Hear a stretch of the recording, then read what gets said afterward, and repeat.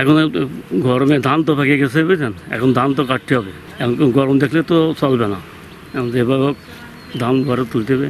কাঠফাটা রোদে ঘর থেকে দুপা বাইরে দিলেই যখন পুরো চৌচির হবার উপক্রম, তখনও সকাল থেকে সন্ধ্যা পর্যন্ত মাঠে ধান কেটে চলেছে কৃষকরা। গরমের তাপমাত্রা এমনি তো বেশি থাকে, এখন ধানের সিজন, গরমের সময় এমনি একটু তাপমাত্রা বেশি আছে, আর ধানের কাজে এমনি একটু কষ্ট বেশি।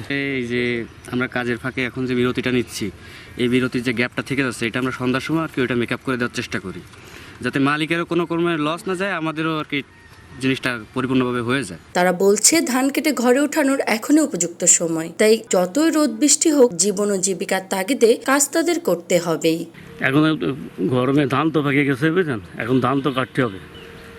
প্রচণ্ড গরম, এবং গরমে তো উলোনো কঠিন, তারপরও বিলি না আসলে নয়। এখন গরম দেখলে তো চলবে না, এখন যেভাবে হোক ধান ঘরে তুলতে হবে।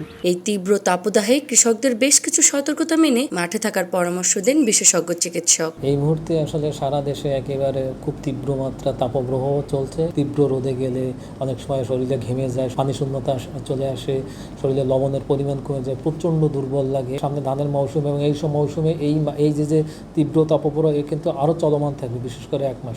এদের জন্য একটাই মেসেজ যে সম্ভব হলে যে কোনো ছাতা, গামছা বা যে কোনো পরিবেশে যারা যেন রোদটাকে প্রতিরোধ করতে পারে, আর তাও যদি সম্ভব না হয় দুপুরে রোদটা অ্যাভয়েড করবে।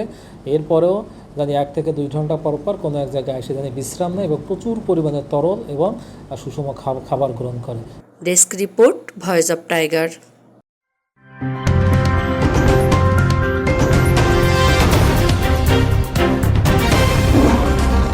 Voice of Tiger.